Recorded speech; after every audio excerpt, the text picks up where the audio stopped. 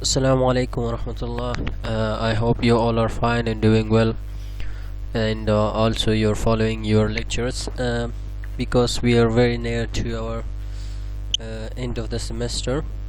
So I'm sure after it, we might have a regular class for 2 weeks or not. I'm not sure about that, but it's just a few weeks to go for our final exam.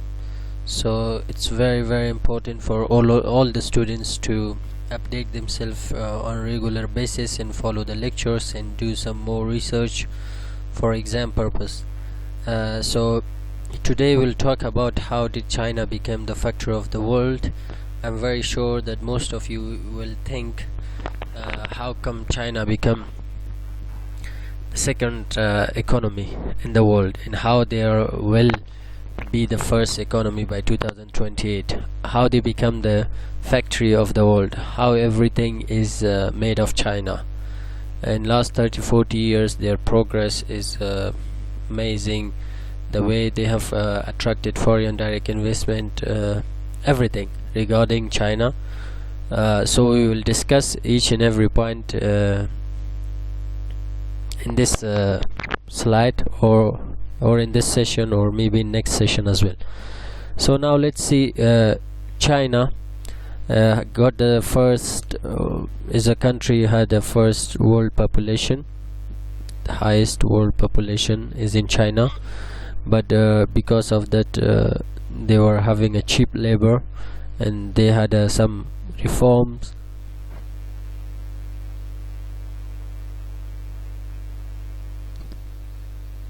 They brought some reform in different sectors so they can attract foreign direct investment, and they can use their factor of production easily.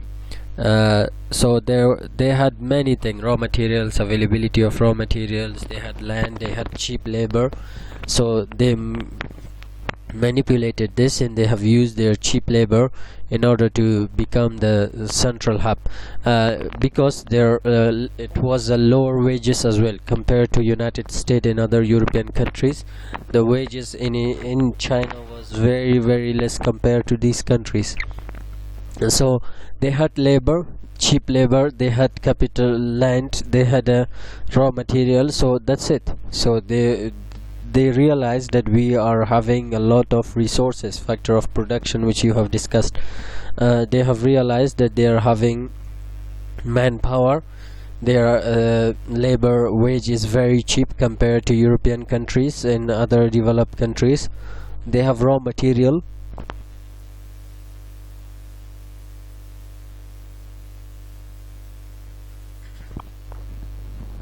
They have raw material.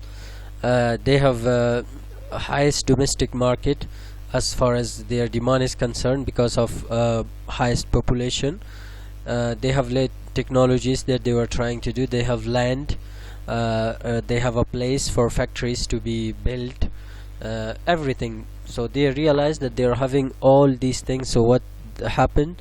They have started to move their countries slowly from neighbor countries, like from Hong Kong and other Asian countries. They came and they started investing in China. So they first built a hotel there, then slowly they have attracted other German based companies, American based companies.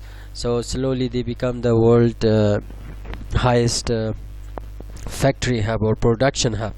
Nowadays there is some problems that some investors are trying, because the wages rates are slowly going up. So they are trying to move from China.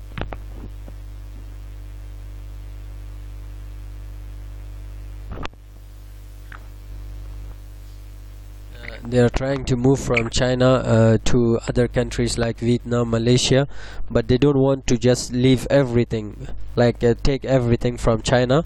No, they want to have they want to shift from one country to another.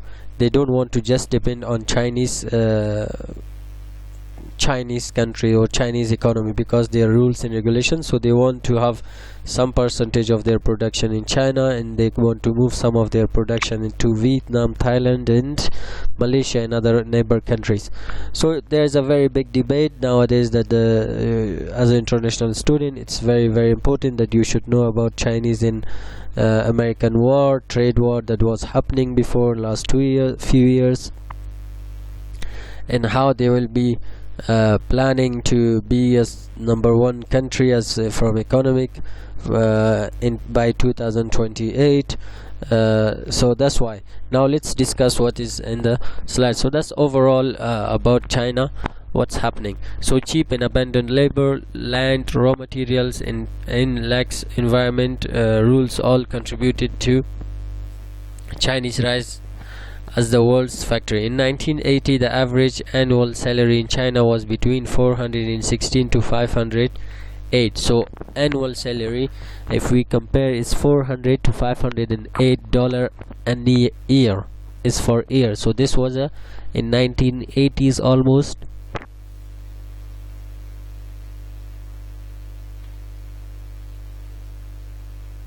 It's almost 40 years before. So imagine if it was annual salary for whole year, they were getting $416 to $508 a year, while the average American worker salary was 40 to 50 times that amount. So imagine they had a more than this amount. It was around it was over thousands of dollars per year. So what happened? So that's why this huge wage disparity was part of the draw for multinational companies to relocate to China in hopes of finding higher profit margin.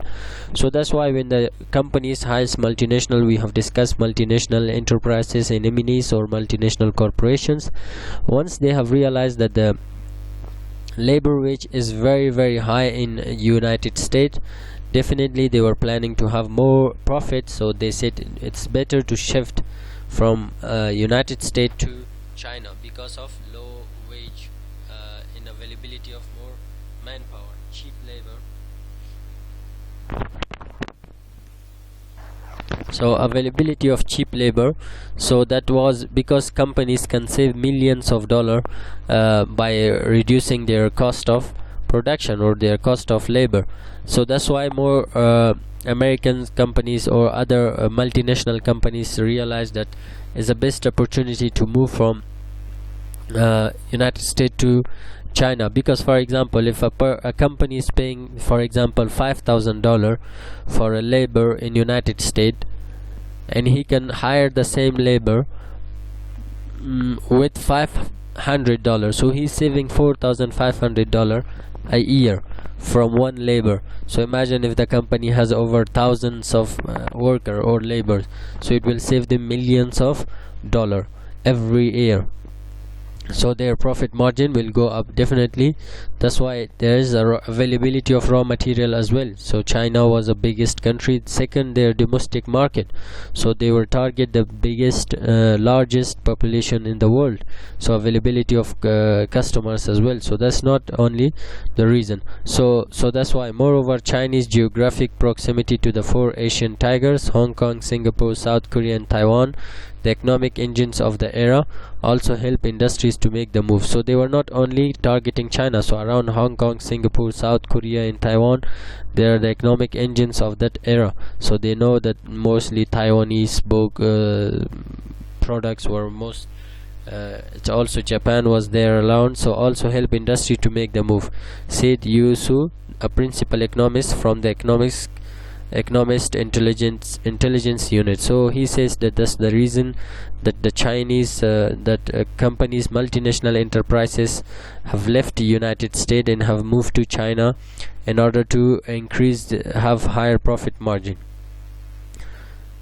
So next, beginning in the late 70s, China also embraced a series of market reform that laid the foundation for it become a manufacturing superpower.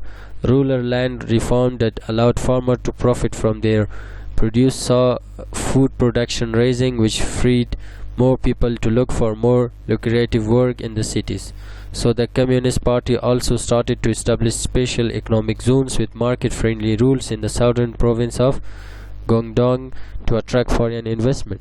So this is how they have in 70s they have tried to have different reforms in foundation, in manufacturing superpower, in rural land reforms as well, and they have also established a special economic zones. So the special economic zones were having different facilities, they were having different availability of resources, they were having more land. So what they were trying to do, they were planning to make different economic zones in different part of the cities, so the foreign investor can come and invest in that country. So once they invest in that, they will give them more facilities like land, they will have electricity, internet, roads, and other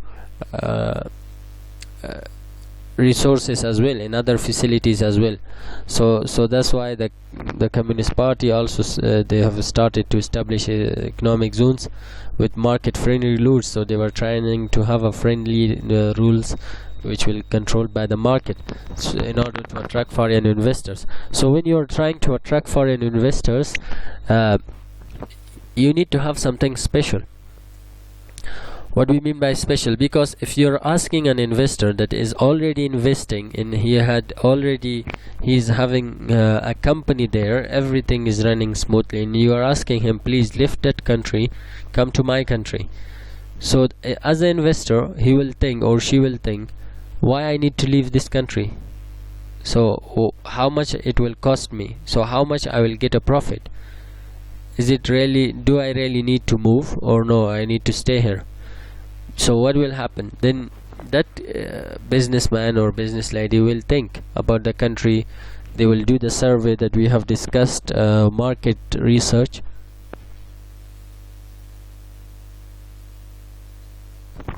They will conduct some market research and see the economic situation, political, so which we have discussed everything. So that's why. So in order to have a rule, in order to attract foreign direct investment, you need to have something special. You need to have something beyond the capacity. For example, if Pakistan, for example, let's say, attract foreign direct investment and they are giving them free land. If Afghanistan, for example, if there's no war in anything, so there is a security, everything, availability, everything of resource, electricity.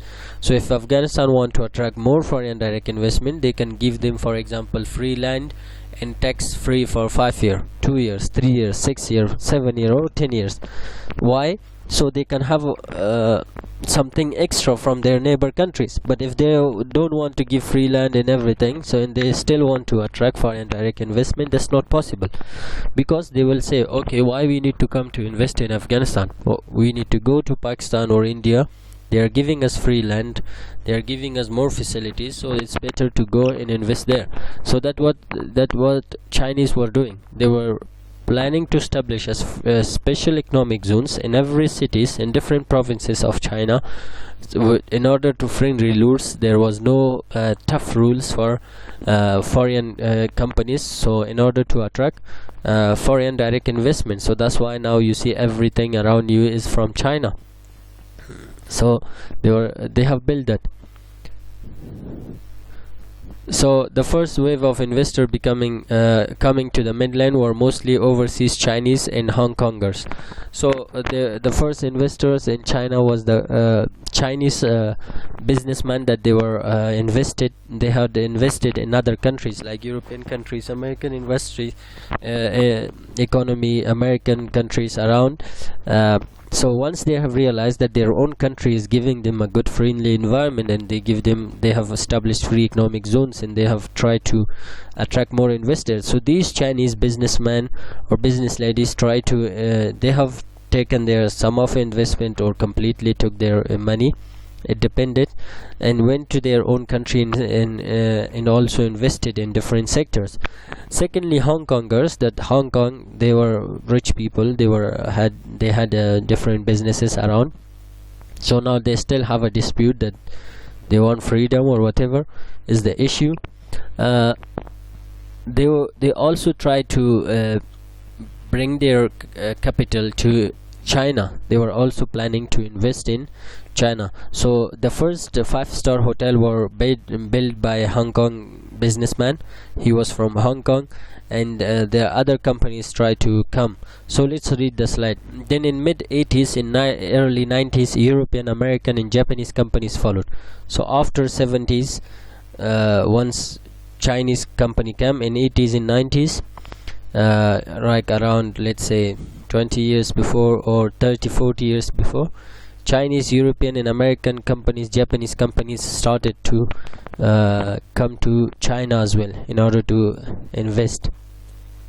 So in January 1978, Hong Kong businessman Henry Fok Yong Tong became one of the first foreign investor in mainland China, building the mainland's first five-star hotel, the White Swan, in Guangzhou, in collaboration with the Guangdong provincial government. So their name is very, very hard, so there might be some mistake in pronouncing it, but anyway, so they had some provincial. German automaker Volkswagen opened its first Chinese factory in 1984 in Shanghai. So imagine, so after the companies try to come, other companies, the German automobile, the car factory, have started to make their own factory in China in 1984, which is almost 35 years before or around. So 4 years later, with the help of Hong Kong mogul Li Keqiang's investment company, Procter & Gamble set up its first factory in Guangzhou. So its shampoo Head and Shoulder quickly became a prized brand for Chinese consumers. So Procter & Gamble, they had a very good brands. They're having different. Head and Shoulder is part of the Procter & Gamble. So they started to build a factory in China, and they become a very good price brand for Chinese consumer. It was not only for other, but Chinese started to using Head and Shoulder. So they were having, today China has several manufacturing hubs, each specializing in different part of the supply chain. In Guangdong, the focus is on electronics. So what happened? Chinese, once they start building special economic zones, they started to build sectors as well, in which province which products need to be produced. So in which city which product needs to be produced, they started to building special economic zones for special products. For example, in Guangdong, the focus was on electronic products. So companies with that they want to produce electronic product, they need to go and invest in Guangdong. In Eastern Province near Shanghai, specialize in medical equipment. So if you are a company producing medical equipment, you need to go to a company province near to Shanghai. Mechanical part in daily goods in the cities of Chongqing and Wuhan are the best known for chemical products and auto components respectively. So that's why they have moved from one part to another. So if you need to invest in medical, you need to go to Eastern Province, which is near Shanghai. If you want to produce some daily goods, chemical product, auto components, you need to go to Wuhan and other cities. So that's why Chinese become a country now. So that's a White Swan hotel. So you see, that's the first 5-star hotel in China, which was built by Hong Konger in Guangzhou city. It was built by a businessman from Hong Kong. So you see, that was the first hotel. So who replaced China? So if now Chinese become the superpower, so now what is happening around? So why China is building? So who can be next China, for example? Why companies are moving from China? Which country they want to go? So if they are leaving Chinese market, why they are leaving Chinese market? Which market is better than China? So what's happening? So with wages raising in China, so nowadays the wages rates are rising. So it raising, so that's why the companies now try to They cannot abandon China completely, but still they want to take some of their investment to other countries that they are lower, the wage is lower than China, because Chinese are now charging more money, so that slowly the wage rates is going up. So that's why companies are looking to move some of their investment to other countries that are having cheaper labor compared to China. So with wages rising in China, labor intensive manufacturing process for products such as clothing and electronic assembly had already started to leave the country for cheaper place before the pandemic struck this year. The US-China trade war in Washington preemptive tariffs only accelerated the trend, which COVID-19 is likely to solidify. But China still holds the advantage of having a more complete set of supply chains and a huge domestic market, which means it's unlikely that manufacturers will completely abandon China. Instead, they are looking for alternative ways to hedge against the risk of being over-reliant on China. So now investors, because of COVID-19, because of trade war between USA and China, investors are trying to invest in other countries around, or in countries that they are having a cheaper labor. Why? Because they don't want to rely only on Chinese economy, only on China, because they don't want to. It's a risk. Anything can happen in China, for example, high tax or whatever rules. So businessmen, they think that we don't need to rely only on China, but they cannot abandon China as well. They cannot leave China because they are having more customers there, consumers, highest population, everything. What they do is, for example, if a person has a $2 million investment, he is trying to take 1 million out of China and invest it in another, so he can divide his risk and he can invest that money in any other country that are having a cheaper labor.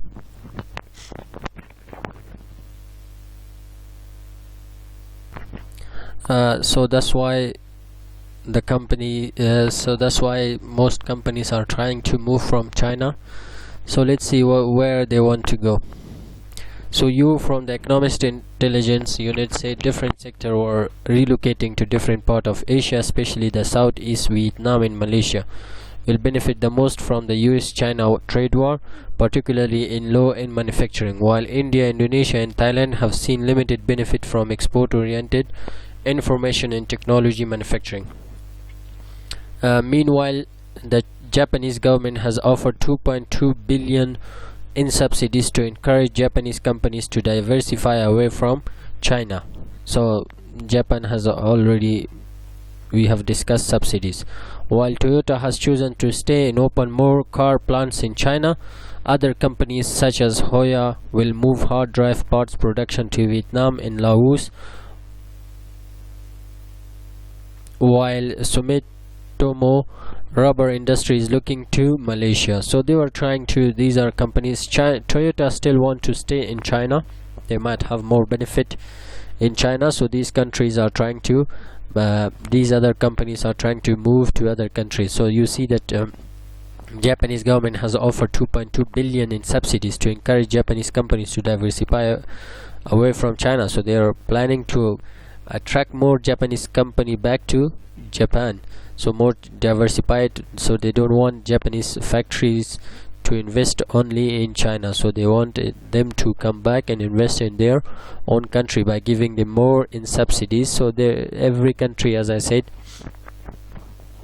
have different policies regarding attracting foreign direct investment. So let's see now. The South Korean tech giant Samsung has shifted operation away from China. Last year it moved its smartphone production from the southern Chinese city of Huzhou to Vietnam in India. This year it also closed much of its PC manufacturing plant in eastern province of Zhou and move it to Vietnam. So you see, Samsung has moved its production from China to Vietnam, India and other countries, or you see Vietnam in India. So why they also have moved their not only smartphone production but also PC manufacturing to Vietnam, and they have changed their smartphone manufacturing. Maybe some parts of are produced in Vietnam, and some are produced in India. So that was overall uh,